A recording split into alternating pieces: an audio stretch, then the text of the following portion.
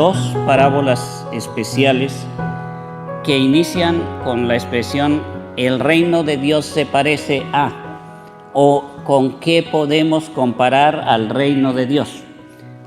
Vamos a hablar del reino de Dios, básicamente.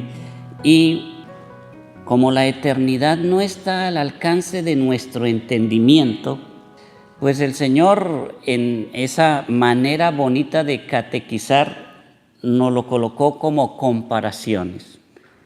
Y la primera comparación, la de este hombre que siembra la semilla en la tierra y que pasan los días y las noches y de un momento a otro esa semilla germina y produce la planta y las espigas y los frutos, pues tiene relación a cómo nosotros debemos buscar la eternidad, cómo debemos buscar ese reino de Dios. Y básicamente lo que el Señor nos está diciendo es, tiene que ser con paciencia.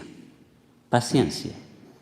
Porque es lo que tiene que tener el obrero, ¿verdad? Paciencia para esperar que nazcan las plantas y que crezcan y que den el fruto que tengan que dar.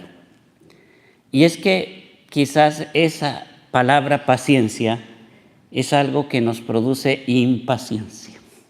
Es algo muy difícil de manejar en la práctica porque es una virtud, empezando porque es una virtud que se tiene que practicar en el dolor.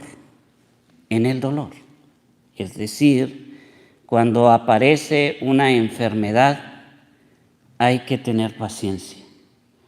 Cuando hay una situación difícil económica, hay que tener paciencia. Hay que resolver las cosas con paciencia.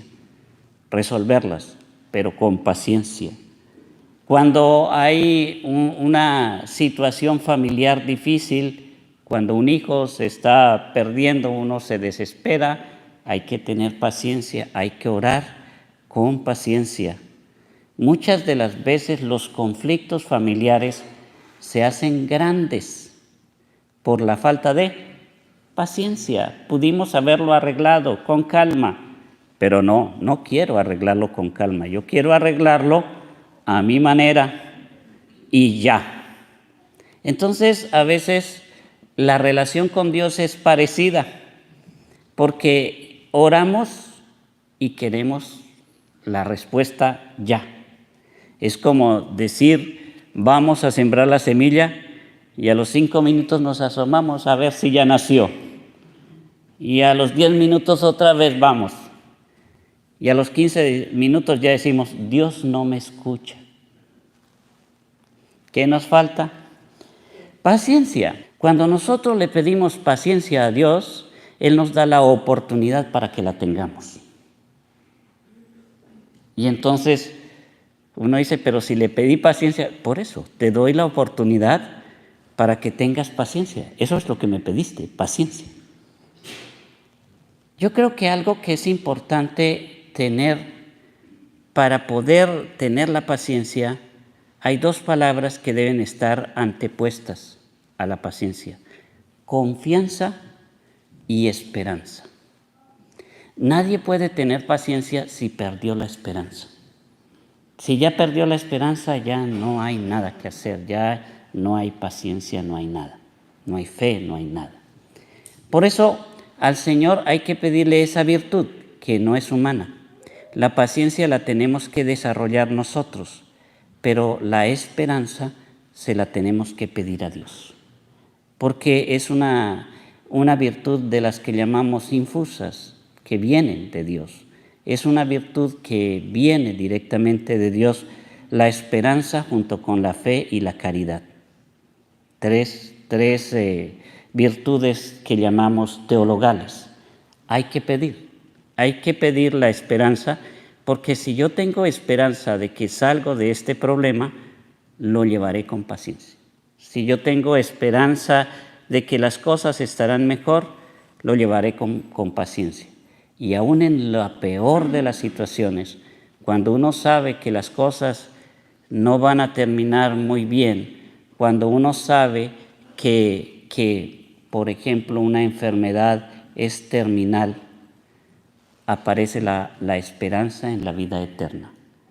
Y a pesar de que sea una situación terminal, se vivirá esa parte de esa situación con esa esperanza, y eso le ayudará a dar no solo paciencia, fortaleza y muchas otras virtudes que yo personalmente las he visto en los enfermos.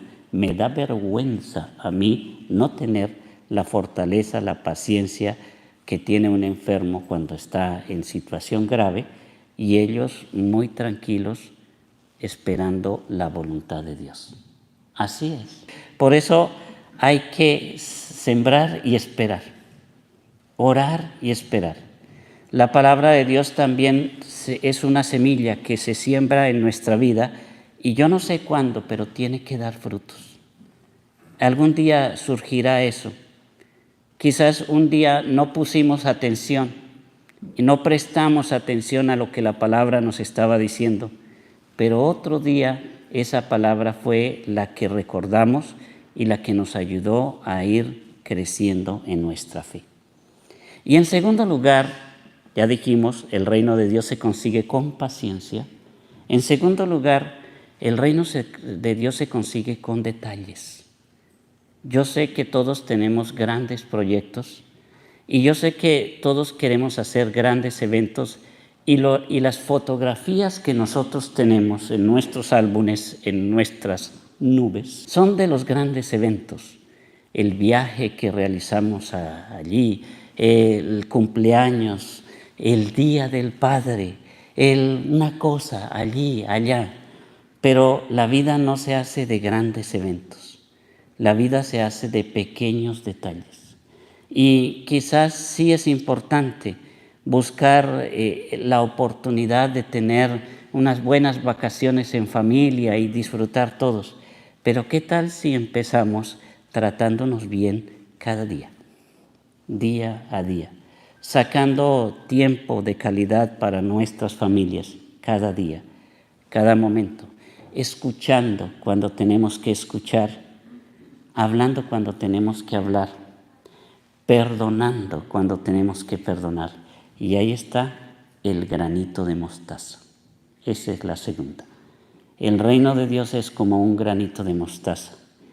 Parece insignificante, pero cuando ese grano crece, se convierte en el mayor de los arbustos, y allí no solamente se beneficia la mostaza, no solamente se beneficia la persona, sino que se benefician muchos. Dice, hasta los pájaros llegarán a anidar en sus ramas.